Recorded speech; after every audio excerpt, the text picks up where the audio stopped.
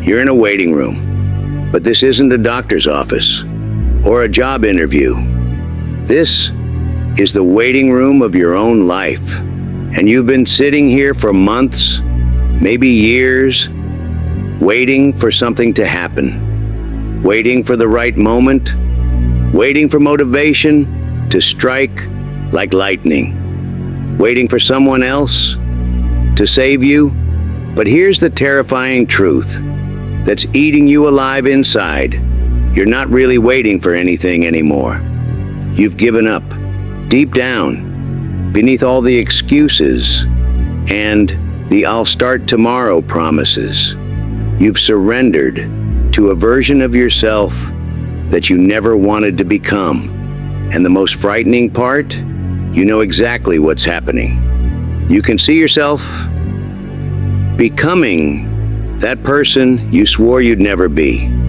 The person sitting in the same spot 5 years from now, filled with regret, looking back at this exact moment and thinking, "I knew this would happen, and I did nothing to stop it." Let me tell you, what's really happening inside your mind right now, you've built an invisible prison, and you're both the prisoner and the warden. The bars are made of beliefs you've accepted as truth. I'm not good enough. It's too late for me. I don't have what it takes. Other people are just lucky. These aren't just thoughts. They're your operating system now. Every time you think about taking action, these beliefs fire up like security guards, pushing you back into your comfort zone. Your brain has become addicted to the familiar pain of staying stuck because it's safer than the unknown pain of growth. You've created what psychologists call learned helplessness. Like an elephant chained to a small stake as a baby, you've grown powerful enough to break free, but you still believe the chain can hold you. The chain isn't even real anymore. It's just a memory, a story you keep telling yourself. But here's what makes it worse. You know you're doing this to yourself. You're conscious of your own self-sabotage. You watch yourself scroll through social media instead of working on your goals. You see yourself choosing comfort over progress. You observe your own excuses as they come out of your mouth. This awareness without action is psychological torture. It's like being awake during surgery. You can feel everything that's happening, but you're paralyzed to stop it. And let's talk about what you're really afraid of. It's not failure. You're already living that. You're afraid of success. You're afraid of what you'll have to become to achieve your goals. You're afraid of the responsibility that comes with getting what you want, because success means you can't blame circumstances anymore. Success means you have to maintain a higher standard. Success means people will expect more from you. Success means you'll have to admit that you were capable all along. And that realization will make every day you wasted feel like a knife in your chest. So you stay in limbo, not succeeding, but not completely failing either. Just existing, drifting through days that blur together into weeks, weeks into months, months into years of someday. You've become a tourist in your own life, watching from the sidelines as opportunities pass by, as other people achieve what you dream about, as time, what's your most precious resource, slips through your fingers like sand. And the cruelest part, you've convinced yourself that this is just who you are, that some people are action takers and others are dreamers, that you're just wired differently, that you're missing some gene or some secret that successful people have. Let me tell you about a real conversation that happened in the 1990s. Brad Isaac was a young comedian starting out on the comedy circuit. One night, he found himself in the same comedy club as Jerry Seinfeld, already one of the most successful comedians in the world. Brad had been struggling for years. He had the talent, he had the jokes, but he couldn't seem to get consistent. Some nights, he'd kill it on stage. Other nights, he'd bomb. He was stuck in that same cycle you know so well. Plan, procrastinate, perform sporadically, repeat. So Brad did something most people wouldn't have the courage to do. He walked up to Jerry Seinfeld and asked for advice. And Seinfeld told him something that would change not just Brad's career, but the way thousands of people think about productivity and overcoming procrastination. Seinfeld said, "The way to be a better comic is to create better jokes.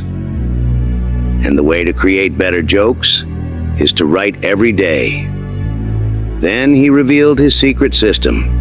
He hung up a big wall calendar with the whole year on one page, got himself a red magic marker, and each day he wrote jokes. He put a big X over that day. The goal was simple. Don't break the chain. After a few days, you'll have a chain, Seinfeld explained. Just keep at it, and the chain will grow longer every day. You'll like seeing that chain, especially when you get a few weeks under your belt. Your only job next is to not break the chain. That's it. No complicated system. No waiting for inspiration. No perfect conditions. Just write every day. Mark an X. Don't break the chain. Brad Isaac implemented this immediately. Not tomorrow, not next week. That night, he went home and wrote jokes. The next day, he wrote jokes. The day after that, he wrote jokes. What happened? Brad Isaac went from struggling comedian to a successful performer. But more importantly, he discovered something profound. The act of doing something daily, no matter how small, completely rewires your relationship with that activity. The magic wasn't in the calendar or the red X. The magic was in the decision to show up every single day, regardless of how he felt, regardless of whether he thought his jokes were good, regardless of whether he felt inspired. And Jerry Seinfeld, by the way, still uses this method today. That's one of the secrets behind Seinfeld's incredible productivity, performance, and consistency. He became one of the most successful comedians of all time, not because he was the funniest person in every room, but because he was the most consistent person in every room. And the lesson here, it isn't about joke writing or chirp or comedy. It's about this. Your brain doesn't distinguish between motivation and habit. When you do something consistently, your brain starts to automate it. What once required enormous willpower becomes as natural as brushing your teeth. Brad Isaac's story proves something crucial. You don't need to overhaul your entire life. You don't need to become a different person overnight. You just need to find your version of right jokes every day. And refuse you to break the chain. Here's what neuroscience tells us about why change is so hard. Your brain is designed to keep you alive, not to make you happy or successful. Every time you try to do something new, your amygdala, the alarm system in your brain, screams, "Danger!" even when there's no real threat. This is why taking action feels so uncomfortable. Your nervous system literally interprets growth as a threat to survival. This isn't a character flaw, it's biology. You're not weak, you're not broken, you're human. But here's the key insight. You can rewire this system. Neuroplasticity, your brain's ability to form new neural pathways, means you can literally change the structure of your brain through repeated action. Every time you do something that scares you, every time you choose growth over comfort, you're laying down new neural pathways. You're training your brain. That change isn't dangerous. It's possible. The most successful people, they aren't fearless. They feel the same fear you do. The difference is, they've trained themselves to act in spite of the fear. They've built what psychologists call distress tolerance, the ability to feel uncomfortable emotions without being controlled by them. Think about it. Every habit you have right now, whether good or bad, was created through repetition. You didn't consciously decide to check your phone 100 times a day. You just did it again and again until it became automatic. And here's the truth. You can use this same mechanism to create empowering habits. Here's your way out of the waiting room. Stop trying to change your life and start changing your day. Stop trying to become a different person and start taking different actions. The solution isn't motivation. Motivation is emotional and temporary. The solution, it is a system, a simple, repeatable process that doesn't depend on how you feel. Here's the framework that works. The 2% rule. Instead of trying to transform completely, improve by just 2% each day. If you want to write a book, don't commit to writing for 2 hours a day. Commit to writing 1 paragraph. If you want to get fit, don't plan to work out for an hour. Commit to doing 10 push-ups. The anti-perfection protocol, give yourself permission to be bad at something. Your first attempt doesn't have to be good. It just has to be done. Excellence comes from iteration, not inspiration. The 5-minute rule. When you feel resistance to doing something important, commit to doing it for just 5 minutes. Most of the time, you'll keep going.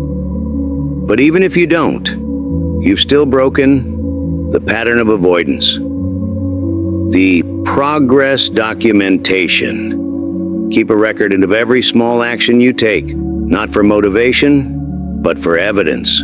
Your brain needs proof that you're capable of change. But here's the most important part. You have to start before you feel ready. Readiness isn't a prerequisite for action, it's a result of action. You become ready by doing, not by waiting. Brad Isaac didn't feel ready when he started writing jokes every day.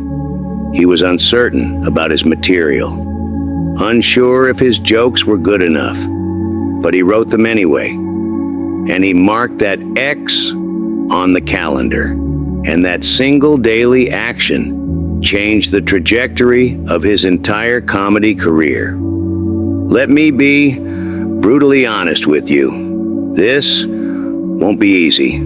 Some days, you'll wake up and feel like you're back at square one. Some days, you'll want to quit. Some days, you'll convince yourself that this whole thing was a mistake. That's normal.